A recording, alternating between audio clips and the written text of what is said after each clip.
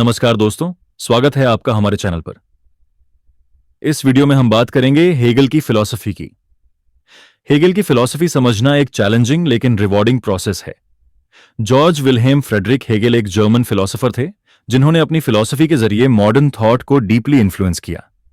Hegel की सोच इतनी गहरी और कॉम्प्लेक्स है कि उसे प्रॉपर्ली समझने के लिए हमें कई एस्पेक्ट्स पर डिटेल में जाना होगा। इस वीडियो में हम हेगल की फिलॉसफी के मुख्य एलिमेंट्स को एक्सप्लोर करेंगे और उन्हें समझाने का प्रयास करेंगे।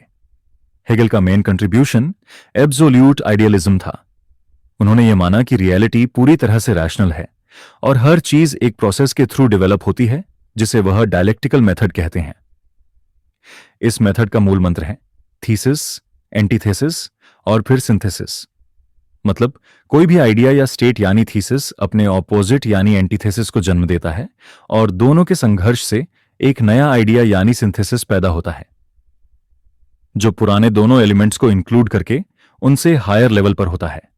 यह प्रोसेस कंटीन्यूअस है और इसी से डेवलपमेंट होती है।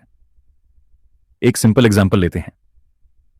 मान लीजिए एक आदमी कहता है मैं सिर्फ सच बोलता हूं। यह उसका थीसिस है। फिर किसी और का कहना होता है इंसान कभी ना कभी झूठ बोलता ही है। यह एंटीथेसिस है। दोनों के बीच क्लैश होता है, डिस्कशन होती है और फिर लोग कंक्लूड करते हैं कि इंसान का टेंडेंसी सच बोलने का होता है, लेकिन कुछ सिचुएशंस में वो झूठ भी बोल सकता है और इसलिए उसकी नीयत और कॉन्टेक्स्ट समझना इंपॉर्टेंट है। यह सिंथेसिस हुआ। इस सिंथेसिस के बाद फिर नए क्वेश्चंस उठते हैं और फिर से थीसिस, एंटीथेसिस, सिंथेसिस का प्रोसेस चालू होता है। हेगल के लिए यह प्रोसेस सिर्फ आइडियाज तक सीमित नहीं थी। उनके हिसाब से पूरा हिस्ट्री, पॉलिटिक्स, रिलीजन और ह्यूमन डेवलपमेंट इसी डायलेक्टिकल प्रोसेस के थ्रू इवॉल्व होता है। इसलिए उन्होंने कहा था कि history is the unfolding of spirit, यानी समय के साथ ह्यूमन स्पिरिट या कॉन्शियसनेस डेवलप होती है और यह डेवलपमेंट रैशनल है। उन्होंने फिनोमेनोलॉजी ऑफ स्पिरिट नाम की एक फेमस किताब लिखी जिसमें उन्होंने बताया कि ह्यूमन कॉन्शियसनेस कैसे इवॉल्व होती है। इस किताब में उन्होंने कई स्टेजेस बताए जैसे कि sense certainty, perception, force and understanding, self consciousness, reason, spirit, religion और फाइनली एब्सोल्यूट नॉलेज। ये स्टेजेस एक जर्नी को रिप्रेजेंट करते हैं जिसमें कॉन्शियसनेस अपने आप को और दुनिया को समझने में डीपर होती जाती है। सेल्फ कॉन्शियसनेस का कॉन्सेप्ट हेगल के थॉट में बहुत इंपॉर्टेंट है। जब एक व्यक्ति सिर्फ अपने अस्तित्व को जानता है तब तक वो अपने आप को पूरी तरह नहीं समझ सकता। उसे अपने अस्तित्व का कंफर्मेशन दूसरों लोगों से चाहिए होता है। यह प्रोसेस रिकॉग्निशन का होता है। इस रिकॉग्निशन की जरूरत हर व्यक्ति को होती है, लेकिन यह रिकॉग्निशन स्ट्रगल के थ्रू मिलता है।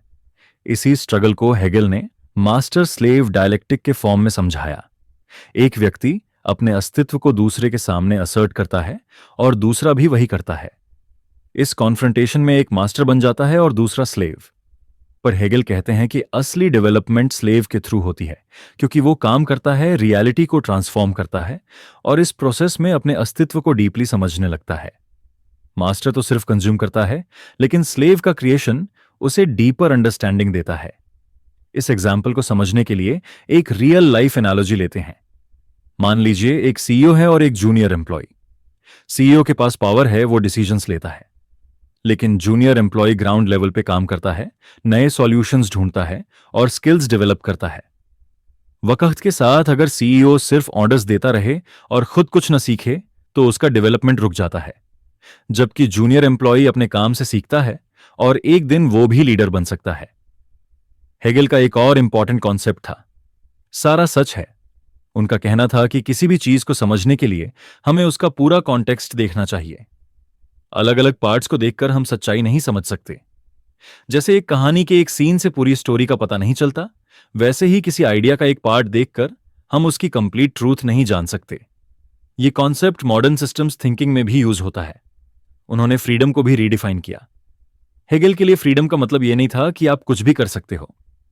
उनके हिसाब से असली फ्रीडम तब होती है जब आप समाज के रूल्स और नॉर्म्स को समझकर उनमें अपना रोल आइडेंटिफाई करके काम करते हो।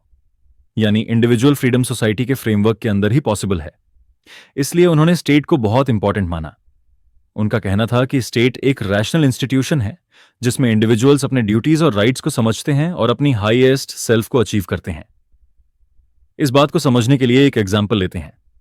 अगर आप ट्रैफिक सिग्नल पर खड़े हैं और ग्रीन लाइट होने के बाद चल पड़ते हैं, तो आप अपनी फ्रीडम का यूज कर रहे हैं, लेकिन समाज के नियमों के अकॉर्डिंग। अगर आप बिना सिग्नल देखे ही निकल जाते हो तो वो फ्रीडम नहीं बल्कि क्याउंस है। हेगेल के लिए डिसिप्लिन फ्रीडम ही रियल फ्रीडम है।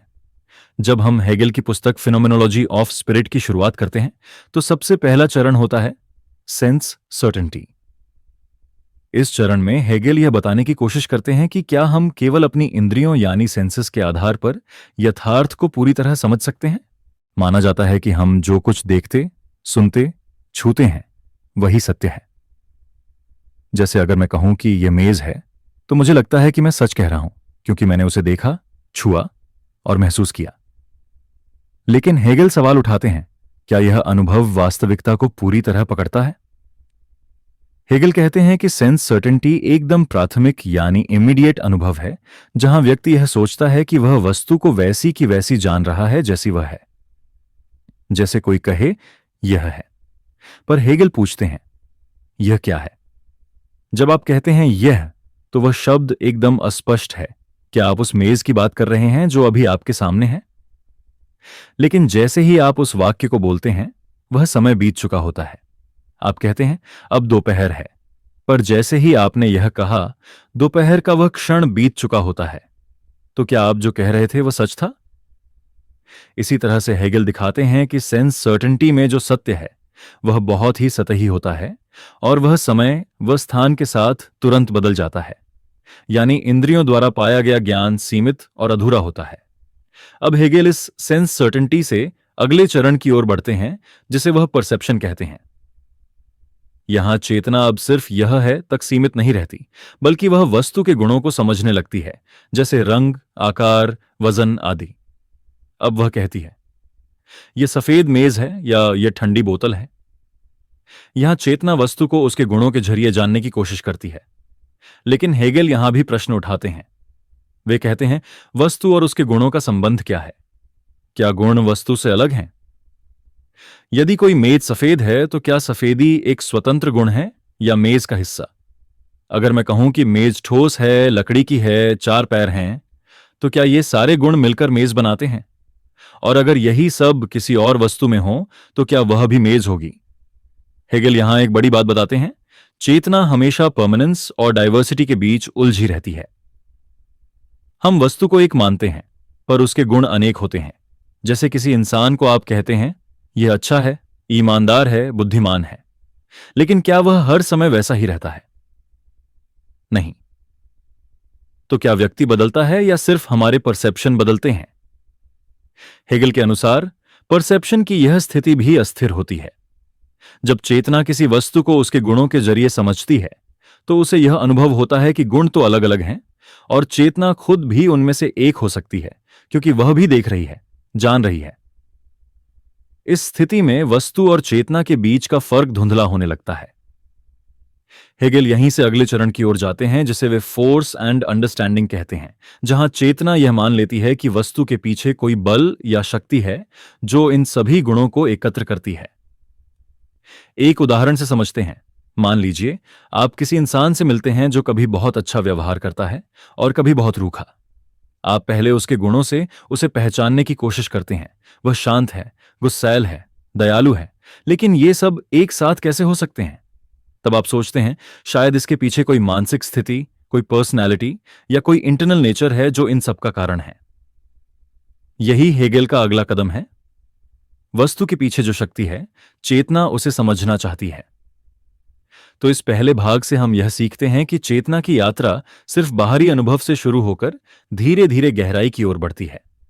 पहले वह मानती है कि जो कुछ दिखाई देता है वही सत्य है, फिर वह उसके गुणों की ओर जाती है और अंततः उस आंतरिक शक्ति की ओर जो वस्तु के सभी गुणों को एक सूत्र में बांधती है। हेगेल की खास बात यही है कि वे हर स्तर को झूठ नहीं मानते, पर अधूरा मानते हैं। जैसे जैसे चेतना आगे बढ़ती है वह गहराई में जाती है। इसी को हेगेल डेवलपमेंट मानते हैं कि हर स्तर अपने में सच है, लेकिन उससे आगे बढ़ना जरूरी है। अब कल्पना कीजिए कि एक बच्चा पहली बार आग को देखता है।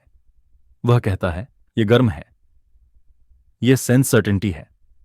फिर वह देखता है कि आग में उजाला है, वह लाल है, वह जलाती है, यह परसेप्शन है।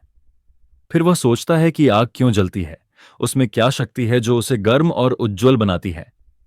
यह फोर्स एंड अंडरस्टैंडिंग की शुरुआत है। यही चेतना की यात्रा है। हेगेल इस यात्रा को केवल व्यक्ति तक सीमित नहीं रखते। वे मानते हैं कि पूरी मानव सभ्यता इसी तरह की चेतना की यात्रा पर है। हम भी व्यक्तिगत और सामाजिक रूप से इन्हीं अवस्थाओं से गुजरते हैं। इस प्रकार हेगेल चेतना की पहली दो अवस्थाओं, सेंस, सर्टेनिटी और परसेप्शन, को केवल बौद्धिक नहीं बल्कि जीवंत अनुभव के रूप में प्रस्तुत करते हैं। उन्होंने इसे ऐसे ढंग से लिखा है कि हर पाठक उसे अपने जीवन में देख सके। अब आगे बढ़ते हैं, जहां हेगेल की चेतना की यात्रा एक नए मोदक पर पहुंचती है, सेल्फ कॉन्शियसनेस। यही वह बिंदु है जहां व्यक्ति न केवल बाहरी दुनिया को जानने की कोशिश करता है बल्कि स्वयं को भी समझने लगता है। यह हिस्सा हेगेल की दर्शन शास्त्र की सबसे प्रसिद्ध और गूढ़ अवधारणाओं में से एक है, मास्टर स्लेव डायलेक्टिक। जब चेतना बाहरी वस्तुओं की दुनिया से हटकर अपने अंदर की ओर मुद्दती है, तब वह स्वयं को जानने की चेष्टा करती है। हेगेल के अनुसार यह आत्मज्ञान की शुरुआत होती है, पर यह एक आसान रास्ता नहीं है। स्वचेतना यानी सेल्फ कॉन्शियसनेस तब पैदा होती है जब दो चेतनाएं एक दूसरे का सामना करती हैं। हेगेल कहते हैं कि स्व को जानने के लिए उसे किसी और चेतना से टकराना पड़ जाता है। इसे हम इस प्रकार समझ सकते हैं, अगर इस दुनिया में सिर्फ आप होते तो क्या आप खुद को समझ सकते थे? शायद नहीं। हमें अपनी पहचान दूसरों के जरिए मिलती है। जब हम किसी और के सामने आते हैं तब हम समझते हैं कि मैं कौन हूं। यहां हेगेल रिकॉग्निशन की अवधारणा पेश करते हैं। हर चेतना चाहती है कि उसे एक स्वतंत्र अस्तित्व के रूप में पहचाना जाए। यह सिर्फ शाब्दिक पहचान नहीं है, यह एक गहरी मान्यता है कि मैं स्वतंत्र हूं और मुझे दूसरे भी स्वतंत्र के रूप में स्वीकार करें। अब जब दो चेतनाएं एक दूसरे का सामना करती हैं तो दोनों यह चाहती हैं कि दूसरा उसकी स्वतंत्रता को माने, लेकिन दोनों एक ही समय में ऐसा चाहती हैं तो टकराव होता है। यह टकराव अस्तित्व का संघर्ष बन जाता है। हेगेल इसे लाइफ एंड डेथ स्ट्रगल कहते हैं। अब होता है वह ऐतिहासिक मोदाहा जहां एक चेतना झुक जाती है और दूसरी हावी हो जाती है। झुकने वाली चेतना स्लेव बन जाती है और हावी होने वाली चेतना मास्टर। लेकिन हेगेल की बारीकी यहां सामने आती है। वे कहते हैं कि असली विकास गुलाम की चेतना में होता है, न कि स्वामी की। ये कैसे? स्वामी आदेश देता है, उपभोग करता है, लेकिन दुनिया को नहीं बदलता। उसकी चेतना स्थिर हो जाती है क्योंकि वह बस अपने अधिकारों का उपयोग कर रहा है। गुलाम दूसरी ओर श्रम करता है। वह वस्तुओं को बदलता है, कार्य करता है, सीखता है, डरता है, पर उसी डर और श्रम के जरिए वह अपनी चेतना को विकसित करता है। वह समझने लगता है कि असली शक्ति श्रम और निर्माण में है।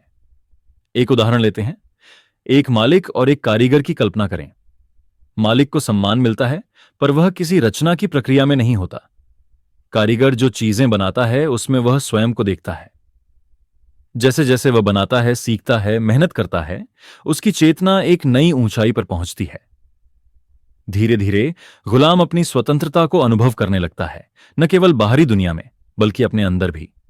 हेगेल यहां यह भी कहते हैं कि मान्यता एक तरफा नहीं चल सकती। अगर सिर्फ मालिक को ही मान्यता मिलती है और गुलाम को नहीं, तो वह मान्यता अधूरी है।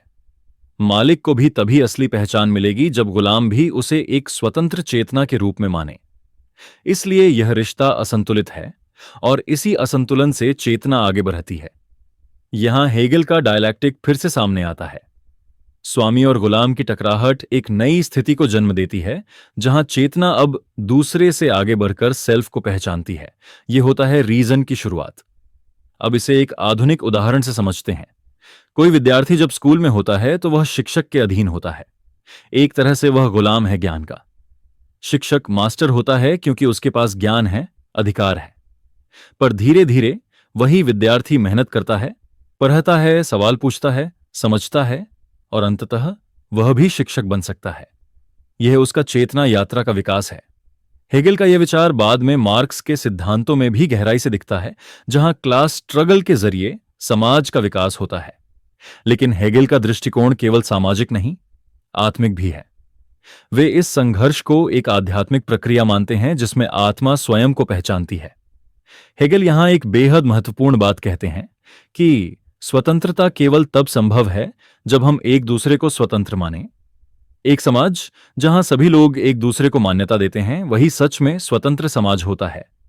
इस तरह हेगेल की मास्टर स्लेव डायलैक्टिक हमें यह सिखाती है कि संघर्ष, श्रम और मान्यता के माध्यम से चेतना अपनी उच्चतर स्थिति की ओर बढ़ती है। यह केवल सामाजिक स्थिति नहीं है, यह हर इंसान की आंतरिक यात्रा भी है। सेल्फ कॉन्शियसनेस के चरण में व्यक्ति ने स्वयं को पहचानना शुरू किया था और मास्टर स्लेव डायलैक्टिक के जरिए उसे यह भी समझ में आया कि पहचान, मान्यता और संघर्ष चेतना के विकास के लिए अनिवार्य हैं।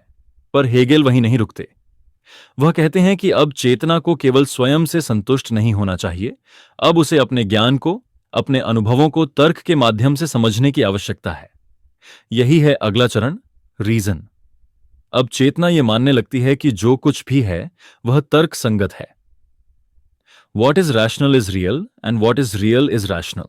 इसका अर्थ है कि सच्चाई को केवल महसूस करके नहीं, बल्कि सोचकर, तर्क के जरिए जाना जा सकता है। हेगेल के अनुसार रीजन का लक्ष्य है विश्व में स्वयं को पहचानना। चेतना अब केवल वस्तुओं, अनुभवों या भावनाओं की ओर नहीं देखती, वह अब यह मानती है कि वह स्वयं इस ब्रह्मांड की तर्कपूर्ण रचना का हिस्सा है। उदाहरण के लिए, मान लीजिए कोई छात्र यह समझने की कोशिश करता है कि समाज में गरीबी क्यों है। अगर वह केवल अनुभव और भावनाओं पर निर्भर रहेगा तो वह कहेगा, यह दुखद है, सरकार कुछ नहीं कर रही। लेकिन यदि वह रीजन का प्रयोग करेगा तो वह पूछेगा, गरीबी के पीछे कौन से आर्थिक, राजनीतिक और ऐतिहासिक कारण हैं। वह सांख्यिकी देखेगा, नीतियां पढ़ेगा और निष्कर्ष निकालेगा। हेगेल रीजन को दो भागों में बांटते हैं। ऑब्जर्विंग रीजन, जो दुनिया को बाहर से देखने की कोशिश करती है, जैसे वैज्ञानिक सोच। एक्चुअलाइजिंग रीजन, जो यह मानती है कि रीजन केवल देखने की प्रक्रिया नहीं, बल्कि बदलाव की शक्ति भी है। हेगेल का मानना है कि तर्क केवल विश्लेषण का औजार नहीं है, बल्कि निर्माण का माध्यम है। जब चेतना यह समझती है कि वह स्वयं ब्रह्मांड के तर्क का हिस्सा है, तब वह केवल देखने वाली नहीं, रचने वाली चेतना बन जाती है। अब रीजन की परिपक्व अवस्था हमें आगे ले जाती है स्पिरिट की ओर, और यहीं से हेगेल की सामाजिक और ऐतिहासिक दृष्टि सामने आती है। स्पिरिट या गाइस्ट हेगेल के दर्शन की सबसे गूढ़ लेकिन सबसे सुंदर अवधारणा है। यह केवल स्पिरिट नहीं है, कलेक्टिव कॉन्शियसनेस है। वह चेतना जो किसी व्यक्ति तक सीमित नहीं है, बल्कि पूरे समाज, संस्कृति, राष्ट्र और इतिहास में फैली हुई है। हेगेल कहते हैं कि जैसे व्यक्ति की चेतना विकसित होती है, वैसे ही पूरी मानवता की चेतना भी विकसित होती है, इतिहास के माध्यम से। स्पिरिट का पहला रूप होता है एथिकल लाइफ, जहां व्यक्ति अपने आप को सामाजिक नियमों और नैतिक मूल्यों के माध्यम से पहचानता है। यानी समाज, परिवार, कानून, परंपराएं, ये सब स्पिरिट के विभिन्न रूप हैं। उदाहरण के तौर पर, एक इंसान अगर अपने परिवार, समाज और कानून का पालन करता है, तो वह केवल एक व्यक्ति नहीं रह जाता, बल्कि वह कलेक्टिव कॉन्शियसनेस का हिस्सा बन जाता है। वह अब अकेले निर्णय नहीं लेता, बल्कि पूरे समाज के ताने बाने में उसकी चेतना बसी होती है। हेगेल के अनुसार नैतिक जीवन में 3 स्तर होते हैं। फैमिली, जहां संबंध भावनात्मक और प्रेम पर आधारित होते हैं। सिविल सोसाइटी, जहां व्यक्ति स्वतंत्र होता है पर दूसरों से आर्थिक और कानूनी रूप से जुड़ा होता है। राज्य, जहां व्यक्ति अपनी स्वतंत्रता को सार्वभौमिकता के साथ एकीकृत करता है। हेगेल कहते हैं कि राज्य सिर्फ एक राजनैतिक संस्था नहीं है, बल्कि यह स्पिरिट का उच्चतम रूप है। यहां व्यक्ति अपने व्यक्तिगत हितों को एक बड़े नैतिक उद्देश्य में मिलाकर चलता है। उदाहरण के रूप में आप भारत के स्वतंत्रता आंदोलन को लें।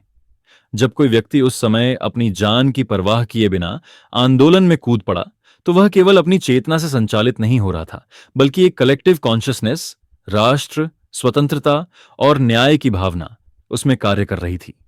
यही हेगेल का स्पिरिट है।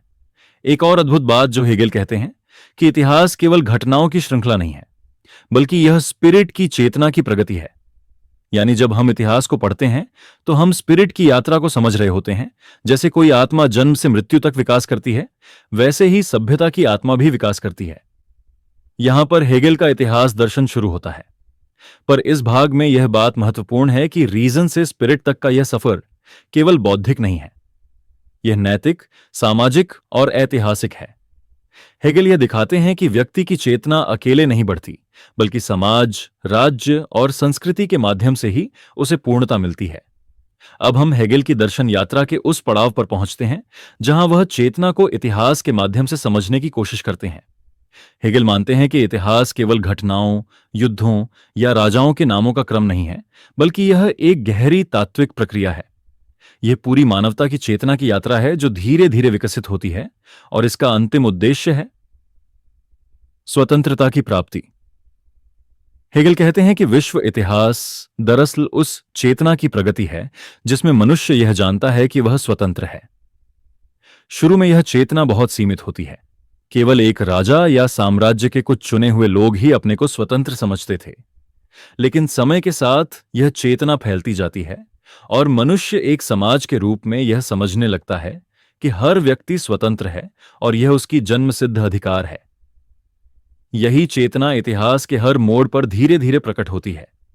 हेगेल इसे वर्ल्ड स्पिरिट कहते हैं, एक समष्टि चेतना जो समय के साथ विभिन्न सभ्यताओं और राष्ट्रों में स्वयं को अभिव्यक्त करती है।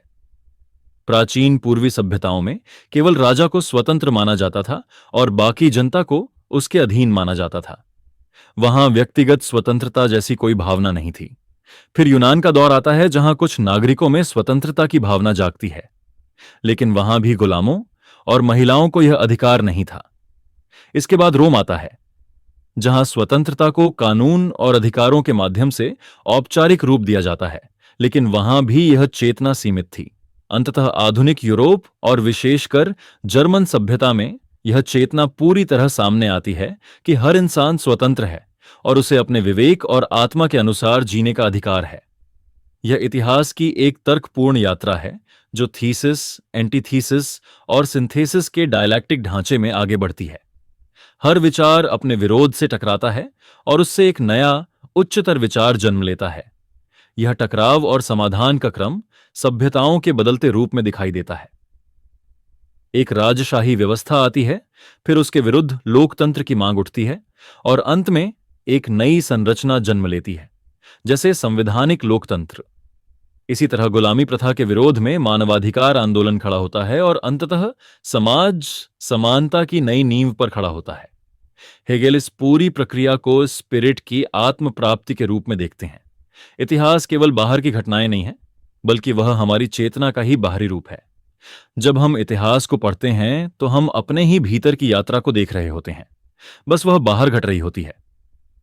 फ्रांसीसी क्रांति हेगेल के लिए केवल एक राजनीतिक घटना नहीं थी, बल्कि स्पिरिट की वह छलांग थी जहां पहली बार पूरे समाज ने मिलकर स्वतंत्रता, समानता और बंधुत्व की चेतना को स्वीकार किया।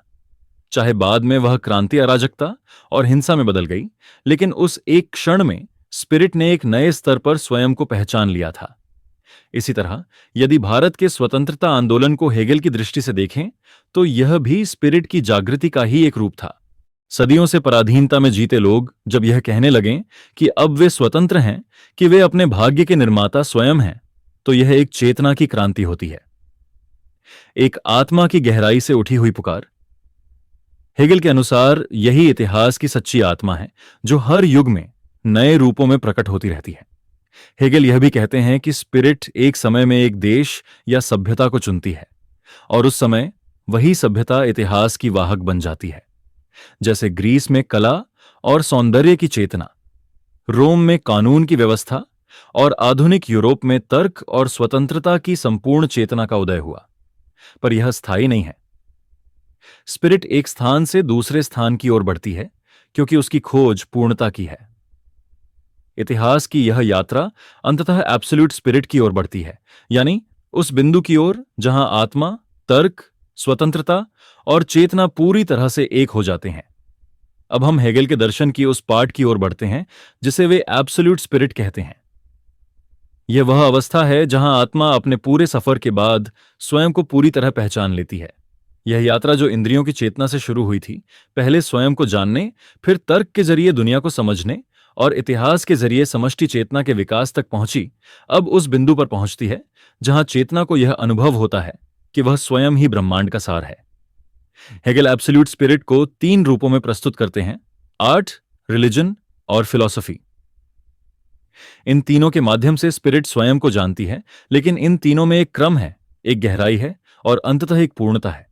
सबसे पहले आती है कला। कला वह माध्यम है जिसमें आत्मा अपने अनुभवों और भावनाओं को रूप, रंग और ध्वनि के जरिए व्यक्त करती है। हेगेल के अनुसार कला में विचार और उसका भौतिक रूप एक साथ आते हैं। उदाहरण के तौर पर, जब कोई मूर्तिकार पत्थर में कोई देवता तराशता है, तो वह केवल पत्थर नहीं बना रहा होता, बल्कि एक गहरे विचार, भावना और अनुभूति को साकार कर रहा होता है। वह पत्थर आत्मा का रूप ले लेता है। परंतु हेगेल मानते हैं कि कला की एक सीमा होती है। वहां विचार को पूरी तरह नहीं बताया जा सकता। कला में जो कहा जाता है वह संकेतों और प्रतीकों के रूप में होता है। जैसे एक चित्र में मुस्कान होती है, पर वह क्या सोच रही है, यह पूर्ण रूप से नहीं बताया जा सकता। इसीलिए स्पिरिट अगली अवस्था में जाती है, धर्म। धर्म में आत्मा अब रूपों से ऊपर उठकर विचारों और विश्वासों के जरिए स्वयं को पहचानती है। यहां ईश्वर का विचार आता है, पूजा, श्रद्धा, भक्ति का भाव आता है। धर्म आत्मा को यह अनुभव कराता है कि वह किसी उच्च शक्ति से जुड़ी हुई है। पर हेगेल के अनुसार धर्म भी आत्मा की पूर्ण पहचान नहीं है, क्योंकि उसमें भी सत्य को प्रतीकों और कल्पनाओं के माध्यम से बताया जाता है। जैसे ईश्वर को पिता कहा जाता है, प्रकाश कहा जाता है, पर ये सब रूप प्रतीकात्मक हैं। धार्मिक भावना गहरी होती है, लेकिन उसमें तर्क की स्पष्टता और पूर्णता नहीं होती। इसलिए स्पिरिट अपनी अंतिम अवस्था की ओर बढ़ती है, दर्शन की ओर। फिलॉसफी वह अवस्था है जहां आत्मा तर्क और अनुभूति के माध्यम से पूर्ण रूप से स्वयं को जान लेती है। यहां कोई प्रतीक नहीं होता, कोई अधूरी अभिव्यक्ति नहीं होती। यहां विचार स्वयं को विचार में पहचानता है। यही है एब्सोल्यूट नॉलेज, जहां ज्ञान और झाता एक हो जाते हैं। हेगेल के अनुसार दर्शन वह स्थान है जहां आइडिया स्वयं को पूरी तरह स्पष्ट करती है। न कोई रूप की बाधा, न कोई विश्वास का पर्दा। यहां आत्मा देखती है कि वह स्वयं ही वह सत्य है जिसे वह अब तक बाहर खोजती रही। दर्शन में व्यक्ति यह जानता है कि जो ब्रह्मांड है वह केवल पदार्थों का समूह नहीं, बल्कि चेतना और तर्क से बना एक जीवंत प्रणाली है, और व्यक्ति स्वयं उस प्रणाली का अंग नहीं, बल्कि उसका प्रतिबिंब है। उदाहरण के तौर पर, कोई जब यह जानता है कि प्रकृति, समाज, इतिहास और विचार ये सब एक ही तर्क के विभिन्न रूप हैं, तो वह यह भी समझता है कि वह स्वयं उस तर्क की अभिव्यक्ति है। जैसे पानी की एक बूंद समुद्र का हिस्सा होती है, वैसे ही चेतना भी यूनिवर्सल स्पिरिट का अंश नहीं, बल्कि उसी की अभिव्यक्ति है। हेगेल यहां पर दर्शन को केवल अकादमिक विषय नहीं मानते, बल्कि यह जीवन की पूर्णता है। यह वह अवस्था है जहां आत्मा अब और कुछ नहीं खोजती। वह जानती है कि जो कुछ भी है वह उसी का विस्तार है। यही है आत्मा की मुक्ति, न केवल व्यक्तिगत बल्कि सार्वभौमिक मुक्ति। इस अवस्था को समझने के बाद हेगेल अपने दर्शन को समाप्त करते हैं। लेकिन यह समाप्ति नहीं है, बल्कि एक नई दृष्टि की शुरुआत है। अब व्यक्ति अपने जीवन को केवल समस्याओं से नहीं देखता, बल्कि वह समझता है कि हर टकराव, हर विरोध और हर पीड़ा आत्मा के विकास का एक चरण है। जीवन में जो संघर्ष है वह केवल बाधा नहीं, बल्कि चेतना की अगली अवस्था की तैयारी है। इसलिए हेगेल का दर्शन हमें केवल यह नहीं सिखाता कि विचार कैसे बनते हैं, बल्कि यह भी सिखाता है कि जीवन को कैसे जिया जाए। वह हमें दिखाता है कि हमारी पीड़ाएं, हमारे प्रश्न, हमारे भ्रम, ये सब किसी गहरे विकास का हिस्सा हैं। हेगेल का दर्शन हमें यह कहता है कि सत्य कोई बना बनाया विचार नहीं, बल्कि एक प्रक्रिया है, और हर व्यक्ति, हर समाज, हर युग उस प्रक्रिया का अंग है। यही है हेगेल की एब्सोल्यूट स्पिरिट, वह चेतना जो स्वयं को जानती है, स्वयं को बनाती है और अंत में स्वयं से एक हो जाती है। हमने हेगेल की शुरुआत चेतना के सबसे सामान्य रूप, संवेदी अनुभव यानी सेंसरी एक्सपीरियंस से की थी। वहीं से यात्रा शुरू हुई जहां आत्मा अपने आप को केवल बाहरी वस्तुओं में देखती है। वह समझती है कि सत्य बाहर है, वस्तुओं, लोगों, समाज और ईश्वर में। धीरे धीरे वह अनुभव करती है कि यह सब बाहरी सत्य वस्तुतः उसी की चेतना के भीतर की प्रक्रिया है। यही हेगेल का पहला बड़ा दर्शन था, फिनोमेनोलॉजी ऑफ स्पिरिट, जिसमें आत्मा धीरे धीरे अपने लिए आत्मा बनती है, यानी एक ऐसी आत्मा जो जानती है कि वह जानती है। इसके बाद हम उस चेतना की यात्रा में पहुंचे जहां तर्क और विचार का राज है, लॉजिक। हेगेल का तर्क कोई निर्जीव गणना नहीं है, बल्कि स्वयं ही सृजनशील शक्ति है। यहीं से वह डायलैक्टिक की प्रक्रिया समझाते हैं। हर विचार अपने विरोध से टकराता है और फिर एक उच्चतर रूप लेता है। यह प्रक्रिया न केवल विचारों में, बल्कि इतिहास, समाज और जीवन में हर जगह घटती है। इसके बाद हमने देखा कि यह चेतना कैसे प्रकृति में जाती है, फिलॉसफी ऑफ नेचर और वहां स्वयं को अलग महसूस करती है।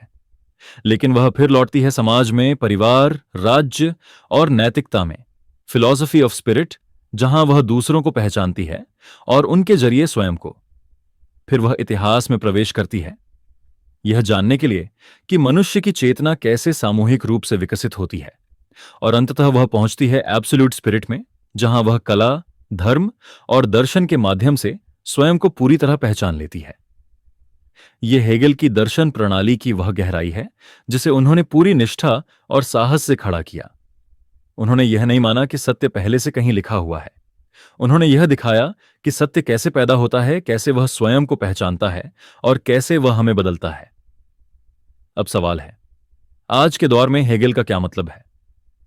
आज जब दुनिया में निरंतर विरोध, संघर्ष और विभाजन की स्थिति है, राजनीतिक, धार्मिक, वैचारिक, तब हेगेल का दर्शन यह सिखाता है कि विरोध केवल टकराव नहीं होता, वह विकास की आवश्यकता है।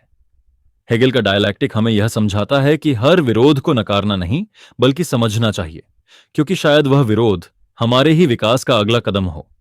यदि हम व्यक्तिगत जीवन की बात करें, तो हेगेल का दर्शन हमें यह भी सिखाता है कि जीवन का हर संकट, हर भ्रम, हर टूटन आत्मा की यात्रा का एक आवश्यक हिस्सा है। जब आप किसी गहरे दुख या उलझन से गुजरते हैं, तो यह केवल एक रुकावट नहीं होती, बल्कि यह आपको किसी गहरी सच्चाई की ओर ले जाने का मार्ग हो सकता है। हेगेल का यह विश्वास कि सत्य एक प्रक्रिया है, आज के बदलते समय में सबसे महत्वपूर्ण बात है। यह हमें कठोर विचारों, जमे हुए मतों से बाहर लाता है। यह हमें यह सिखाता है कि जो आज तुम्हें असत्य लग रहा है, हो सकता है वह कल तुम्हारे लिए एक नई दिशा बन जाए। लेकिन हेगेल की आलोचनाएं भी कम नहीं हैं। कई विचारकों ने कहा कि हेगेल का दर्शन बहुत जटिल है, बहुत अमूर्त है, यानी आम जीवन से बहुत दूर है। कुछ मार्क्सवादी विचारकों ने कहा कि हेगेल ने बदलाव की प्रक्रिया को ठीक से पहचाना, लेकिन वह बदलाव असली दुनिया में नहीं, केवल विचारों में खोजते रहे। मार्क्स ने हेगेल को पैरों के बल खड़ा करने की कोशिश की, यानी उन्होंने कहा कि आत्मा नहीं बल्कि भौतिक दुनिया, श्रम, उत्पादन, यही इतिहास का मूल कारण है। कई समकालीन विचारक भी ये मानते हैं कि हेगेल का एब्सोल्यूट स्पिरिट बहुत धुंधला और धार्मिक लगता है, और वह एक तरह का दर्शन से धर्म की ओर झुकाव है। कुछ ने यह भी कहा कि हेगेल के दर्शन का उपयोग बाद में जर्मन राष्ट्रवाद और सत्ता को वैध ठहराने में किया गया, जो उसकी गहराई को एक तरह से नुकसान पहुंचाता है। फिर भी यह बात अस्वीकार नहीं की जा सकती कि हेगेल ने दर्शन को एक ऐसी ऊंचाई तक पहुंचाया जहां उसने न केवल विचारों की, बल्कि पूरे इतिहास, समाज, कला और धर्म की एक पूरी छवि खींच दी। हेगेल वह दार्शनिक हैं जिनके बिना आधुनिक दर्शन अधूरा है। उनका दर्शन हमें केवल तर्क नहीं सिखाता, वो हमें देखना सिखाता है, चीजों के पीछे छिपे संबंधों को, विरोधों में छिपे विकास को और जीवन के हर हिस्से में चल रही चेतना की प्रक्रिया को। तो दोस्तों, इस वीडियो में हमने हेगेल के दर्शन को उसकी पूर्णता में समझने की कोशिश की। आत्मा की यात्रा, तर्क की शक्ति, इतिहास की दिशा, समाज का विकास और अंततः उस चेतना की प्राप्ति जहां सत्य और आत्मा एक हो जाते हैं। अगर आप इस दर्शन को समझ गए हैं, तो अब आप केवल दर्शन नहीं समझें, आपने स्वयं को एक नई दृष्टि से देखना शुरू किया है। और यही हेगेल की सबसे बड़ी देन है, एक ऐसी आंख देना जो परिवर्तन को नकारती नहीं, बल्कि उसे पहचानती है और उसके माध्यम से आगे बढ़ती है। अगर आपको जानकारी पसंद आई हो तो वीडियो को लाइक और शेयर जरूर करें। चैनल को सब्सक्राइब करना न भूलें, ताकि आप आगे भी ऐसे ही विषयों पर हमारी वीडियो देख सकें। धन्यवाद।